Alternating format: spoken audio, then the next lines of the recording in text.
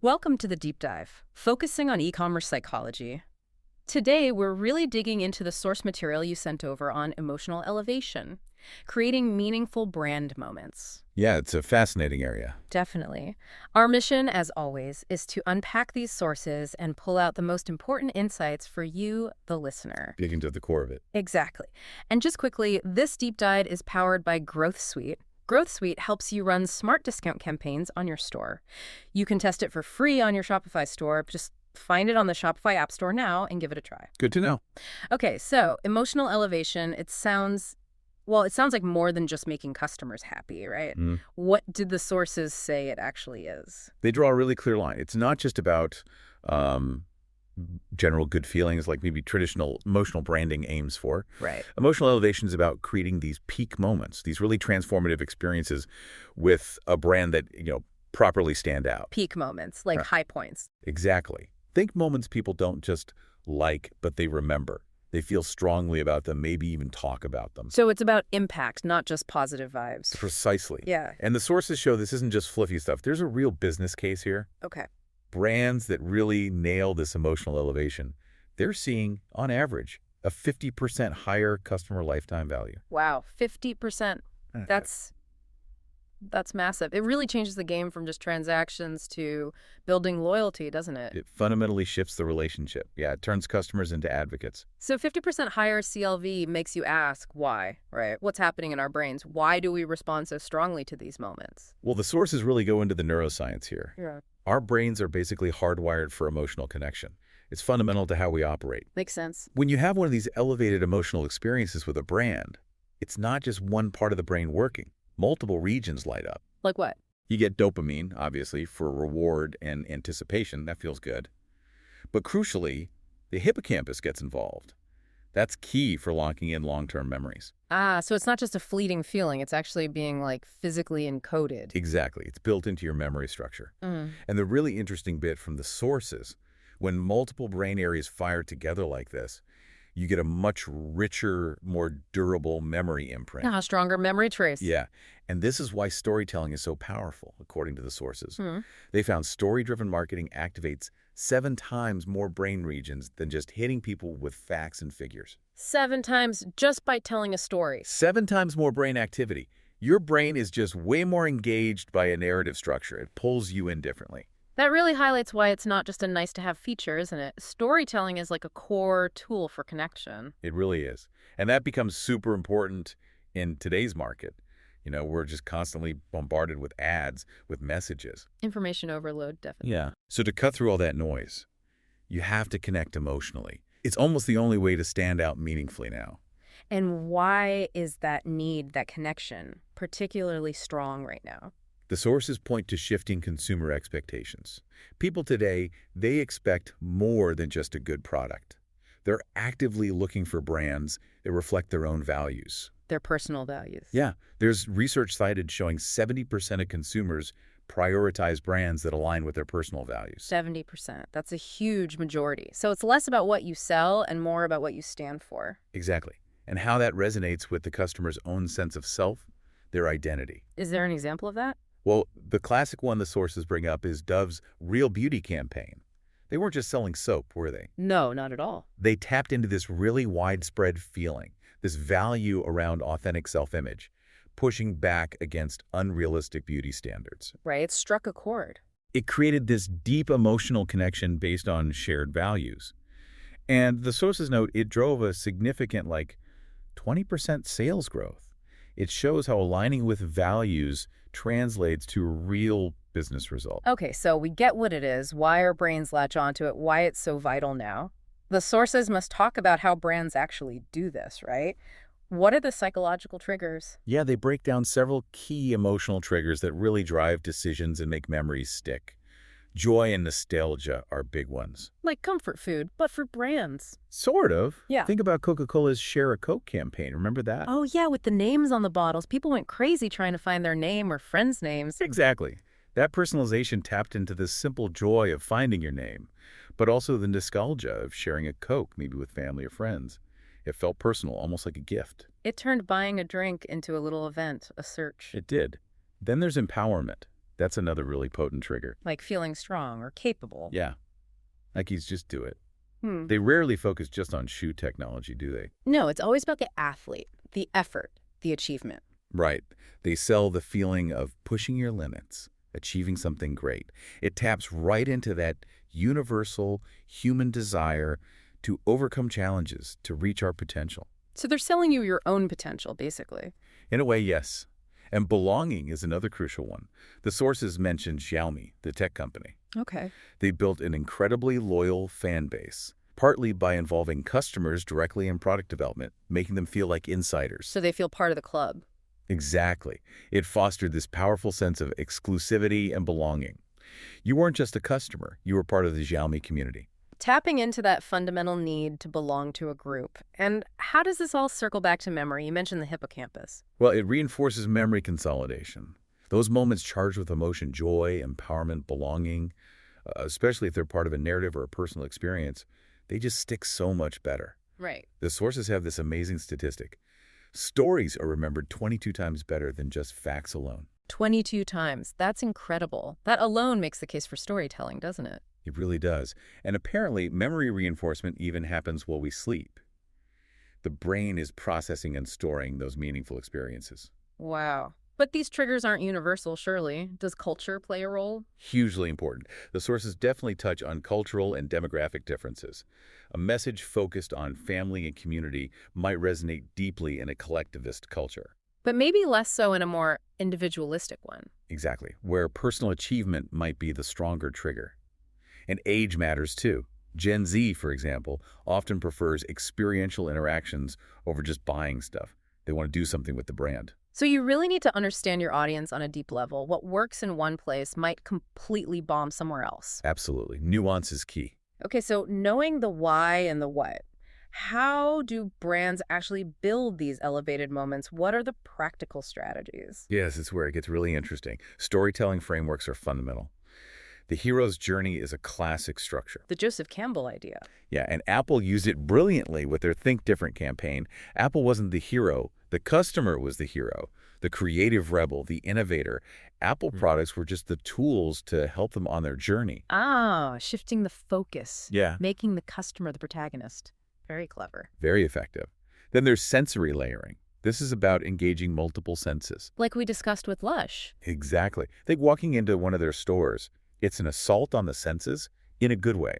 Vibrant colors, interesting textures you can touch, and especially those powerful smells that hit you even before you go in. You definitely feel the Lush brand through multiple senses. They create this really immersive world that tells their story without needing words. And tech is pushing this further. AI-driven personalization is a big one. How so? The sources mention Volkswagen experimenting with adaptive video narratives.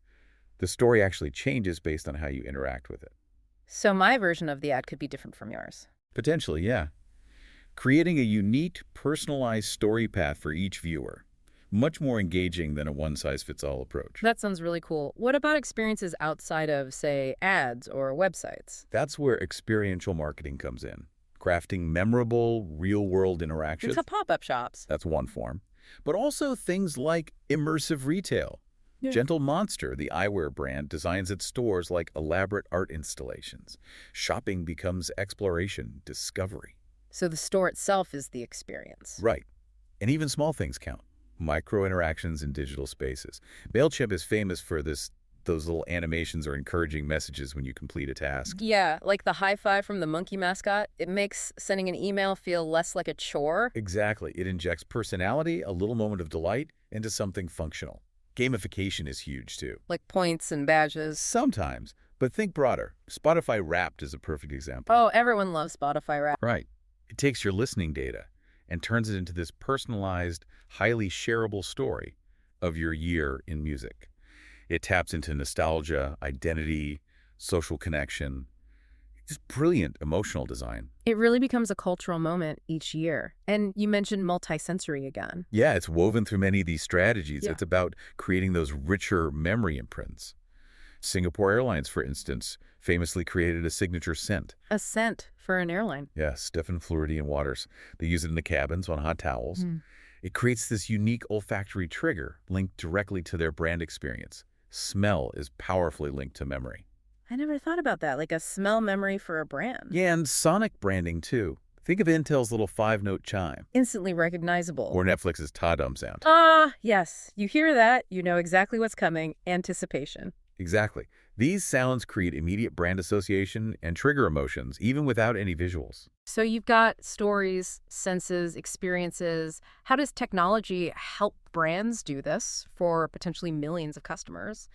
It seems hard to scale these personal moments. Technology is absolutely the key enabler for scaling. AI and emotional analytics are massive here. How does AI analyze emotions? Through things like sentiment analysis, scanning reviews, social media comments, support tickets to understand the general feeling. Are people happy, frustrated, excited? This lets brands react or adjust messaging quickly. So listening at scale. Right.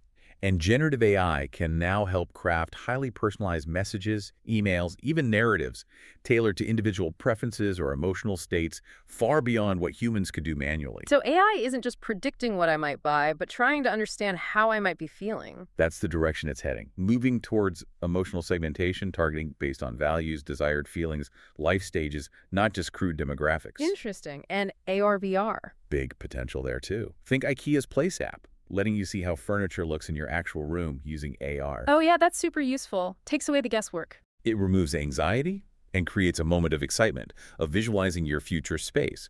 Virtual worlds, too, offer completely new ways to create branded experiences and communities. Okay, but using AI to understand and influence emotions, that feels like it could get complicated, ethically complicated. Absolutely.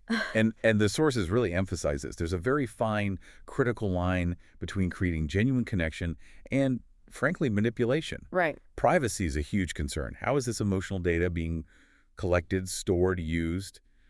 And transparency, should brands tell you they're using AI to tailor things based on your perceived emotions? That's a tough question. The consensus in the sources is that the ethical goal must be to use technology to enhance authentic human connection, not to exploit vulnerabilities or trick people. Get that wrong, and you destroy trust. That trust seems paramount, which brings us to measuring all this. If you're investing in these emotional strategies, how do you know if they're actually working? Can you measure an emotion? You can, actually. And the tools are getting better and more accessible. Neuroscientific methods aren't just for labs anymore. Like brain scans? Sort of. EEG can measure brain activity to gauge the valence, positive or negative, and the intensity of an emotional response to an ad, a product, an experience. Yeah. Eye tracking can show what grabs attention, what triggers engagement. So you can get real physiological feedback. Increasingly, yes. But you also need behavioral metrics. These are often easier to track ongoing. Dwell time, for example. How long do people spend engaging with your content? Longer means more engaging, presumably. Generally, yes. The sources say emotionally resonant content can hold attention about 40% longer. Social sharing is another big one. People sharing it means it struck a chord. Exactly. Remember, share a Coke. The sources cite a 300% increase in user-generated content around that campaign. People wanted to share those personalized moments. 300% increase. That's undeniable impact. And repeat engagement. Are customers coming back voluntarily? Interacting beyond just buying. That signals a deeper connection. So not just one-off purchases. Right. And finally, longitudinal studies tracking the impact over time. Think Lululemon building its community through events and classes, driving long-term loyalty. Or Apple's ecosystem creating that emotional lock-in. The key is combining metrics, neurobehavioral, long-term, for a full picture. Makes sense. A single number won't tell the whole story. Can we talk about some specific companies that the sources highlighted as doing this really well? Definitely. Airbnb is a great example. They didn't just position themselves as cheap accommodation. No, their whole thing became belong anywhere. Exactly. They shifted the narrative entirely. They tapped into the emotional desire to feel like a local, a cultural insider, not just a tourist staying somewhere.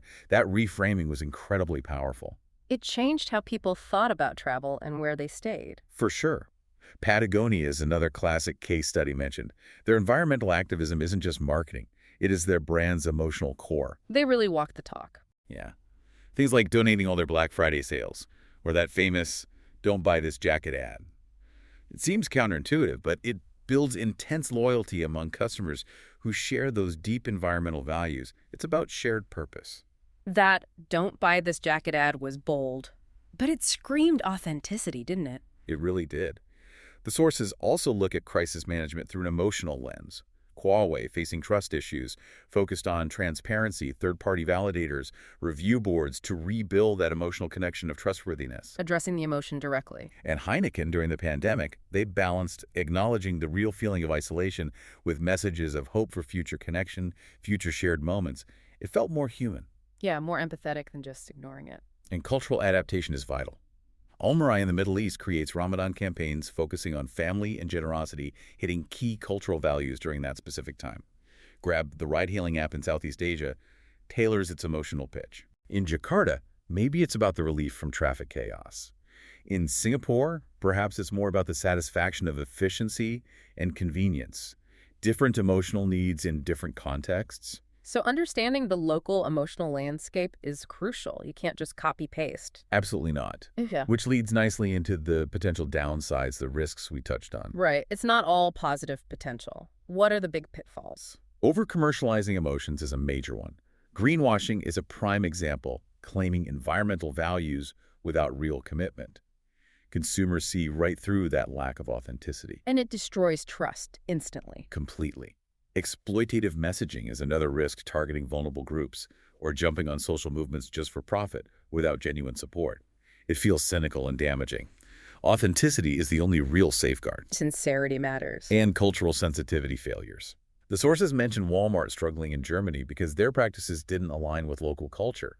Even successful campaigns like Dove's needed careful tweaking for places like the Middle East to avoid causing offense. So deep local knowledge is non-negotiable. You really need that cultural intelligence. Looking forward then, what's next? What are the future trends in emotional elevation? Well, hyper-personalization is likely to accelerate.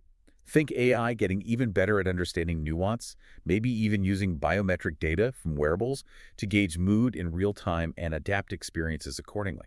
Wow, real-time mood adaptation. That's potentially amazing, but also a bit scary. It definitely raises huge ethical questions about privacy and manipulation, which ties into the next trend, the development of stronger ethical frameworks. More rules and guidelines? Yes, regulations like the EU's work on neuromarketing transparency, more industry self-regulation, and crucially, better consumer education so people understand how these emotional appeals work. Transparency and awareness as defenses. Exactly. And finally, sustainability integration. It's moving beyond being just a nice-to-have. For many consumers, especially younger ones, a brand's commitment to sustainability is becoming a core emotional driver. Like Patagonia again. Yeah, linking products to the circular economy, promoting repair. Even anti-consumerist messages can ironically deepen emotional bonds if they align with core customer values about responsibility. Fascinating. Okay, let's wrap this up. If you had to boil it down, what are the absolute key takeaways from this deep dive? I'd say 4 things stand out from the sources. 1, authenticity is everything. Fake emotional appeals backfire. 2, technology is a powerful tool, but use it ethically to enhance human connection, not replace or exploit it. Okay. 3, aligning with genuine customer values is incredibly powerful for building deep loyalty. And 4, measurement matters. You need to understand if your emotional strategies are actually landing. Authenticity, ethical tech, values, measurement. Got it. And what are the first practical steps someone should take? The sources suggest starting with emotional journey mapping. Really understand your customer's experience and identify where those key emotional moments could happen. Map the feelings. Second, validate your ideas. Talk to customers. Use testing, maybe even neuro tools for big campaigns to see what truly resonates. Third, develop clear ethical guidelines for your team. Everyone needs to be on the same page. Guidelines are crucial. And fourth, train your team. Equip them to understand and create these meaningful moments in their daily interactions. Empower them. Journey mapping, validation, ethics, training, concrete steps. Any final thought to leave our listeners with? I think the ultimate insight from these sources is this. The brands that win in the future won't just sell things. They'll be the ones that make you, the consumer, feel truly seen. Yeah. They'll become part of your personal story. Feeling seen, not just sold to. That's a powerful goal, a brand becoming part of your narrative. That's the essence of emotional elevation. That's the connection that lasts. Fantastic insights. A lot to think about there. And remember, this deep dive was powered by Growth Suite. Growth Suite helps you run smart discount campaigns on your store. Test it for free on your Shopify store. Just land on the Shopify App Store now and test it for free.